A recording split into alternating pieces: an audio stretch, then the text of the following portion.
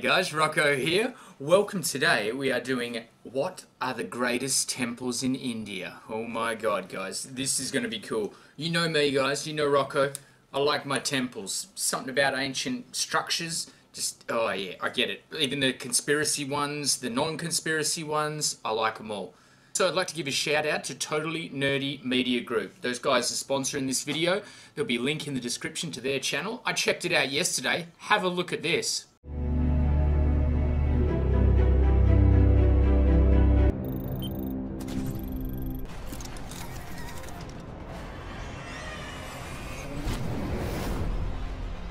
How cool is that for a little visual effects royal man? These guys need support, so please go and show them some Sergeant Rocco style love. Let's have a look. I've got the headphones on already. That's probably why I'm yelling. So, guys, we're going to have a look.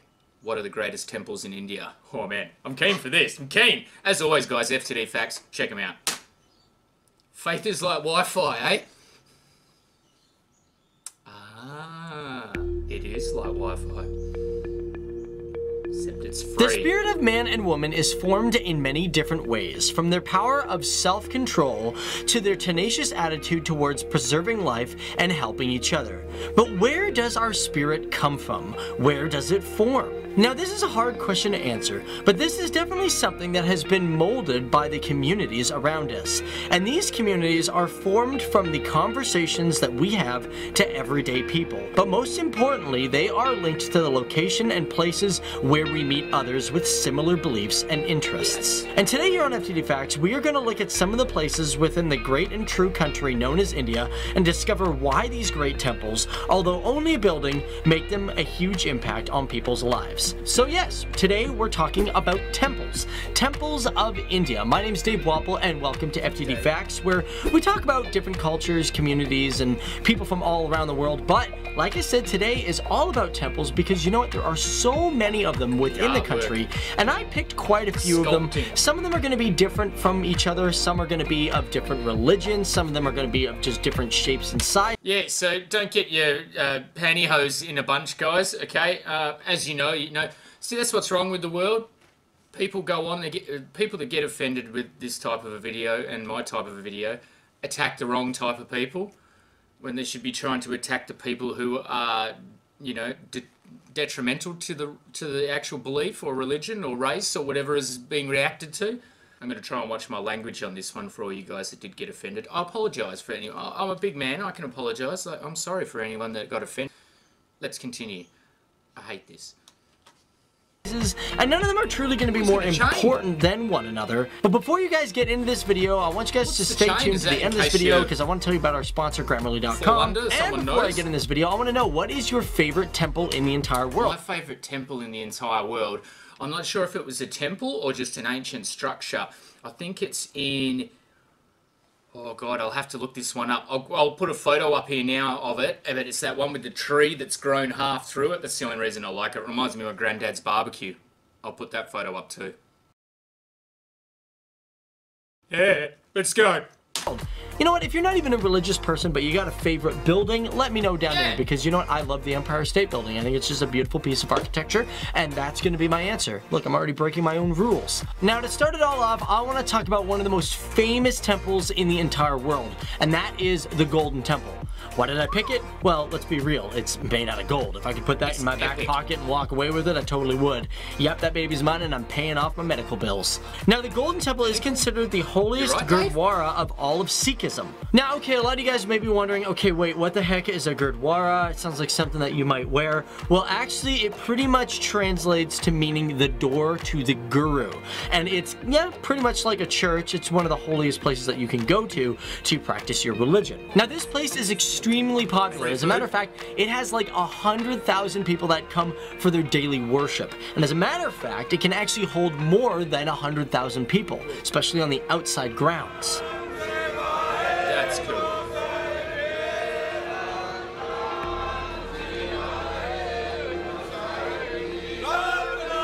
Located in Amritsar, Punjab, India, it was founded in 1557 by Guru Ram Das. Now within the structure, there is a lot of really interesting symbols. And what makes this temple unique is that even though you might be of different faith or religion, you can still visit this temple. And the way they symbolize this is they have doors on all four sides of the temple to represent its openness. Absolutely amazing.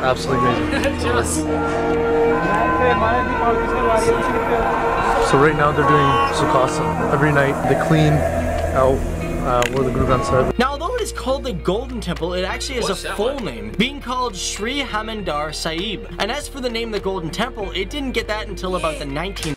That never, oh man, that never occurred to me, guys. Leave a like on this video. I'm already begging for likes. If you guys want to see, I'll check out some of Just Rain's vlogs and see if, yeah, like the ones where he goes to certain places of interest. Yeah. Century, when Maharaja Ranjit Singh took over the Punjab region and covered the temple in pretty much gold. How much gold? Well, about approximately 750 kilograms of gold. That is a lot of gold. Yeah, seriously what I mean? Back pocket, I wouldn't be able to carry it anywhere because my pants would be falling down and I'd be like, ah! Wouldn't be able to carry 750 grams or anything. Oh yes, and of course what makes this temple really important, it is considered the world's largest soup kitchen, and it can serve up to 10,000 to even 30,000 people of free food for an entire day. That's why the Golden Temple rocks. It's like the most humanitarian temple on the planet. Again, the other temples that are following this, you know, they're not any less than that. It's just, you know, this one's got the soup kitchen one, so don't be like, Dave, come on, this other temple is my temple.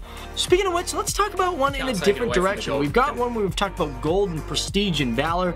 Now, we're going to talk about one that's in a cave. Now, the Amarnath Temple doesn't just remind me of Star Wars, it's also a really humble place, and it's a really important place for other people to go. And unlike other temples, it is just a cave. Now, this cave is a very spiritual Hindu place, and it is found in Jammu and Kashmir, near Srinagar, and believe it or not, it is way up in the mountains. As a matter of fact, it's over 12,756 feet high. Now, one thing that's really unfortunate about this cave is that throughout most of the year, it's actually closed. This is due to the fact that because it's way up in the mountains, it gets a lot of bad weather, and if you were to trek up there, it's really dangerous for most of the year. But however, during the spring and summer months, the ice melts and people generally go up there to pray. Now, inside, there is a famous ice stalagmite.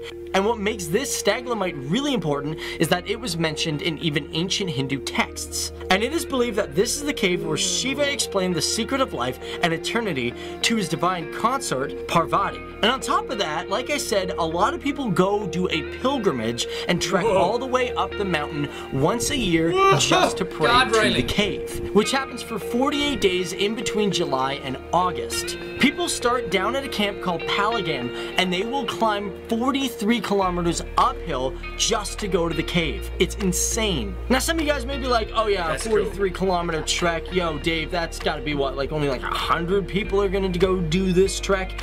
No, it's not 100 people. Try like 100,000 people. As a matter of fact, it's more than that. In the year 2011, there was 634,000 people that climbed this thing, and that was the highest recorded amount ever. Don't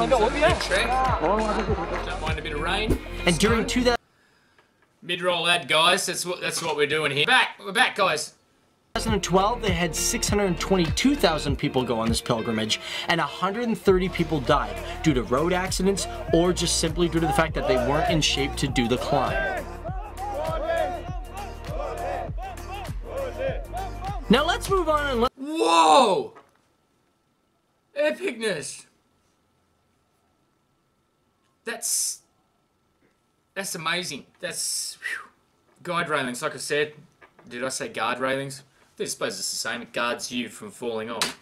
Let's talk about Sanchi. Now, out of all the temples that I looked at, this one really had me fascinated because it's a complete round circle. Now, this Buddhist temple is located on a hilltop in Sanchi town, which is in the Raisin district of Madhya Pradesh. Now, what's really fascinating about this is it's considered one of the oldest stone structures in the entire country.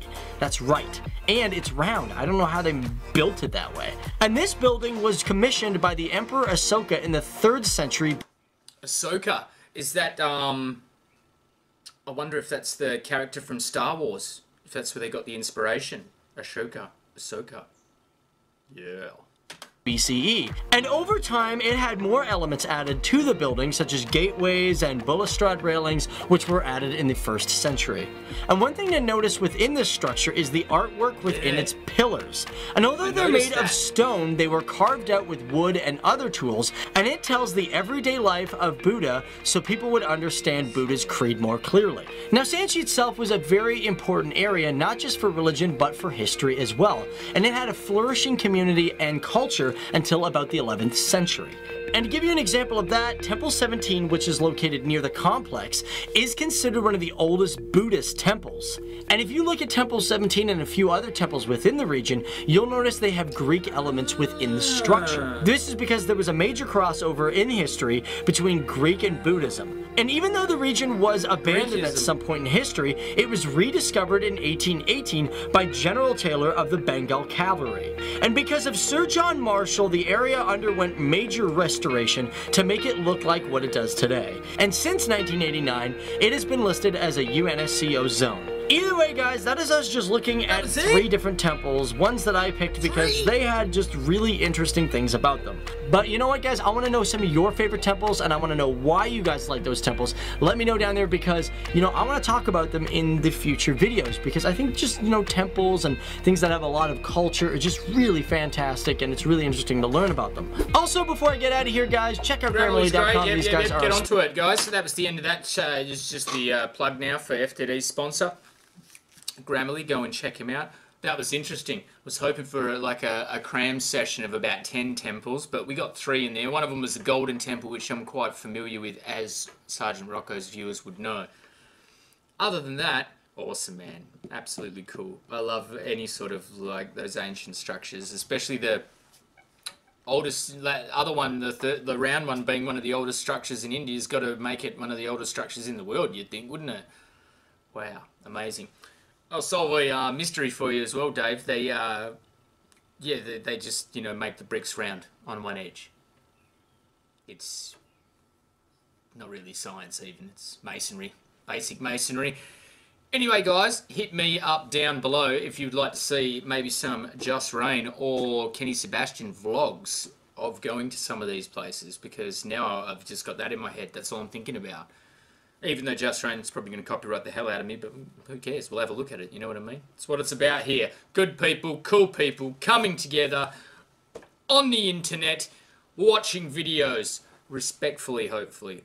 Hopefully that was respectful enough. That I liked it, you know, like, I was hoping that there was like some sort of big, like, massive story, like some crazy epic that they were going to go into, but it was mainly, you know, facts about people nowadays and how they come into the temple. Which is also interesting. It's one side of the story. I like that too.